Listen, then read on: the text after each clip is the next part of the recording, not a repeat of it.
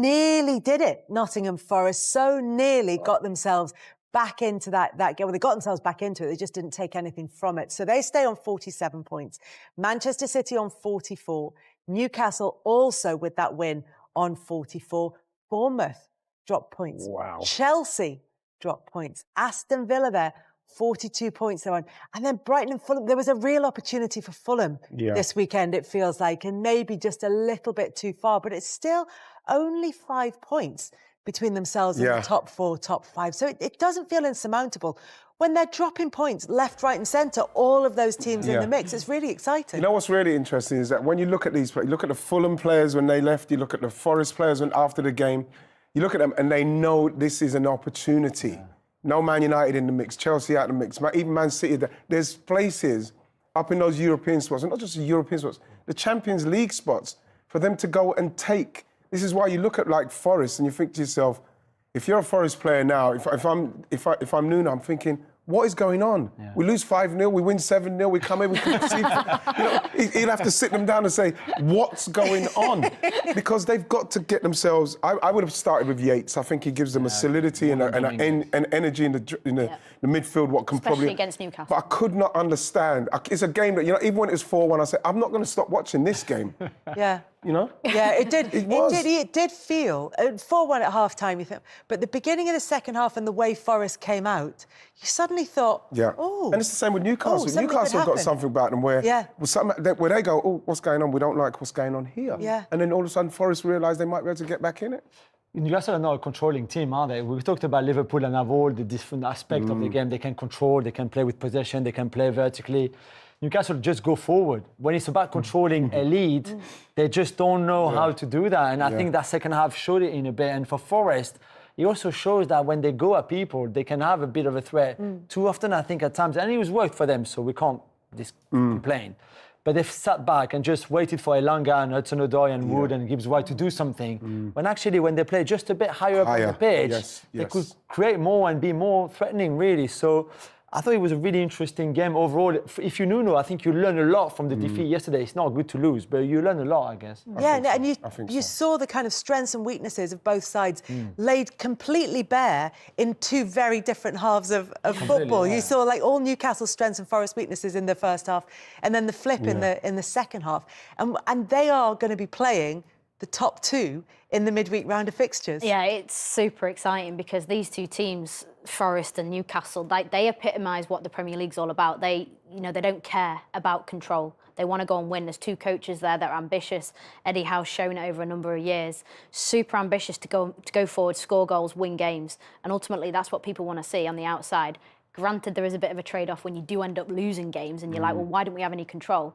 Well, it's the trade-off with the way that you play. But the two teams there who obviously midweek, massive fixtures that they need to go and win, and they could upset some big giants. You know what, Kels? You're looking at two teams that are ready to take the next step. Forest have really come really fast out of the blocks in respects of where they were. A couple of seasons ago, we're laughing at them about the transfers and where Newcastle were, especially with the takeover.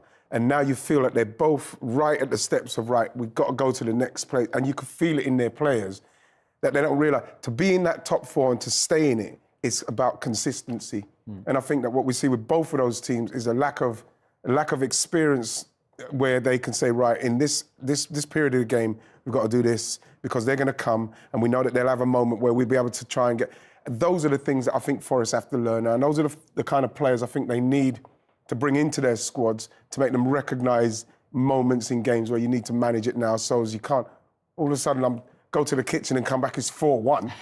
And then, I go out and it's come back, it's 4-3. Yeah, boil a kettle and 3 goals go in. They're going to need to sign the kind of players that can help them manage games because I think that they're both clubs that are ready to go to the next level. But if Forest qualify for the Champions League this season, and it is a very definite possibility that they could do that, that could be one of the great Premier League achievements of all time. Yeah, it could be unbelievable. I think that it goes without saying there's a lot of games still to be played. There's, what is there, 11 games left? Yeah. And there's teams in there with, as Wright says, more experience at chasing down the end of the season. Absolutely, but City are involved, Newcastle are involved, Bournemouth are involved. Yep. I wouldn't be far off saying Aston Villa might have a little bit of a resurge. They're close enough to jump up. Them two signings and if England, is... Exactly, and if England do get the 5th Champions League spot. It obviously which looks like very likely. It looks likely, doesn't it? You can speak about the coefficients. Mind you, we said that a couple of seasons ago. Do you remember? We were saying, probably going to be we're probably fifth. good. What? there we go. If your players don't mess it up now, it should be yours. That's what I'm saying.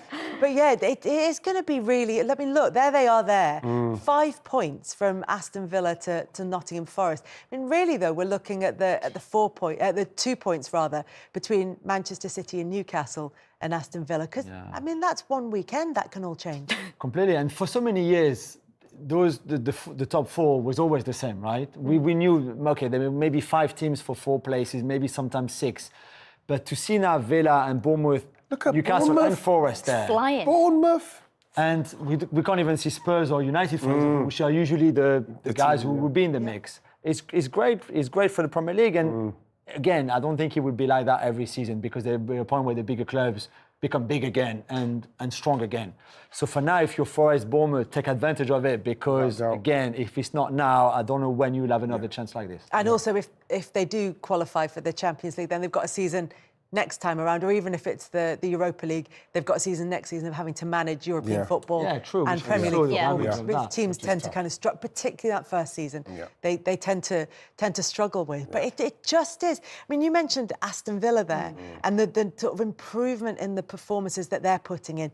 I mean, the way that they have dealt with the transfer window has just been incredible. Well, you guys said it earlier, they've won the transfer window in January with Asensio and Marcus Rashford, and we wouldn't be saying that if those two hadn't contributed, but they have already. And I think Rashford looks like a player, reborn is maybe a little bit, just release out of an environment into a new one is exactly what he needed. And he's coming into this Villa side where they've probably needed a bit of a pick-me-up in terms of where they're at. They started to slump a little bit. They've got their coaching style. They've got their way of playing under Emery. It's fantastic when it works. They've had a few injuries, but ultimately they've got really clear identity. They've added to that, and the 2 players they brought in have had an impact. It's been great to see. I keep jumping ahead to this as well, and we will come to Villa in more detail. But it's just to kind of mention everybody who's in there, because you made a really good point, Jules, about the teams who aren't involved. You know, Manchester United would have expected definitely to be involved in a chase for Europe. Tottenham with a chance of finishing Europe. Chelsea. I mean, 2 wins in 10 for Chelsea now. I mean, it's incredible how fast their fall has been. Given that nobody was saying Chelsea can win the league. No, people were saying that. But they were in a position. But they were in a position where the question was asked: can Chelsea? Remember they had that spell where they were playing fantastically, and they were getting better. They were improving. And then the manager mentioned that we're nowhere near it, and then all of a sudden it's coincided with their fall off. I'm not saying that the players heard that and thought, oh well, he's not expecting too much off of us, but it did coincide with him talking about it, because there was a spell where Chelsea were playing fantastic from back to front. And then, you know, you look at what the game, you look at that game the other day, and again, it comes down to the signings. They need to make signings of experienced players, like the Thiago Silva kind of signing. Because when you look at them, they just can't seem to manage the game. They don't know what's going on. The game runs away from them because they haven't got anybody who can recognise that, hang on a minute, we're doing okay here. They're coming on, the pressure's coming on. We need to just come. Because they've got quality players, but they're just inexperienced players. And 1 point in how many is it, Kels? I can't remember. It's like 1 point in so many games. 2 wins in 10. 2 wins in 10. 2 wins in 10. And Gusto makes a mistake on the first goal, which is very vulnerable behind his back in those kind of crosses. Jorgensen, the goalkeeper, on the second goal is bad. Robert Sanchez has made mistakes before as a goalkeeper himself.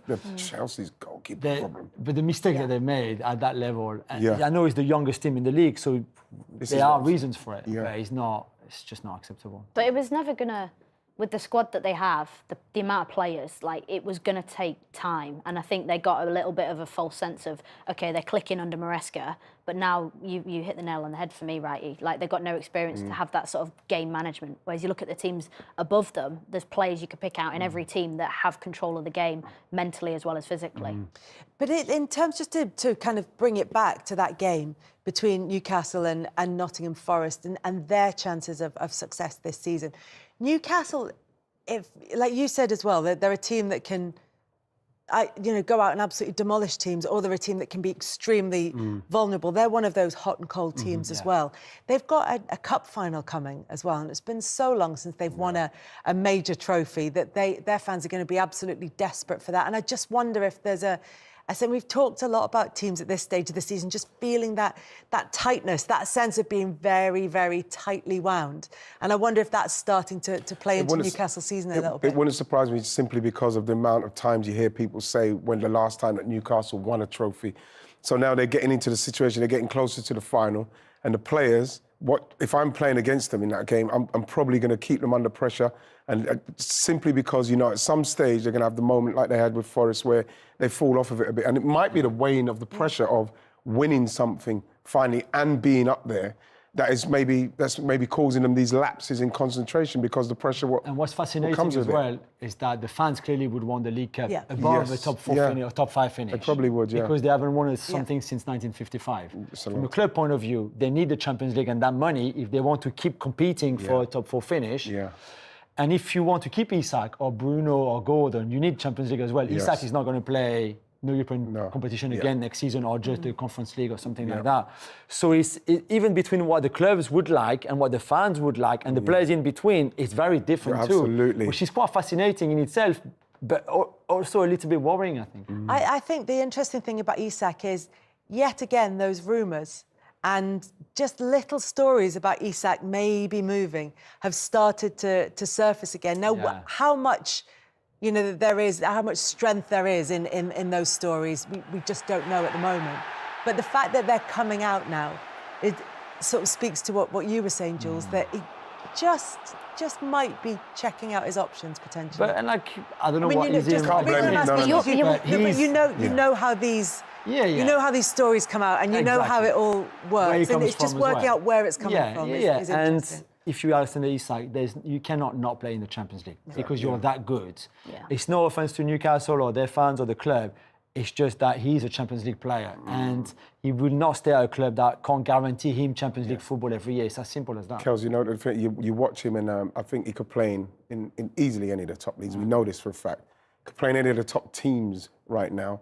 And when you're playing the form that he's playing in, there's going to always be room, simply because, let's face it, with all due respect to Newcastle, they're not a consistent Champions League team. So Champions League teams will be looking at him as a Champions League striker and say, well, let's go and get him. That's going to happen all the time. I don't care. He can be patient because he should have options. Absolutely. He could play anywhere right now. He's alongside Mo. Well, obviously Mo's somewhere else because he's up there on his own. But Isak and what he's done in the last couple of seasons is somebody that I'll be very surprised, especially if they don't make champions, if he's still there.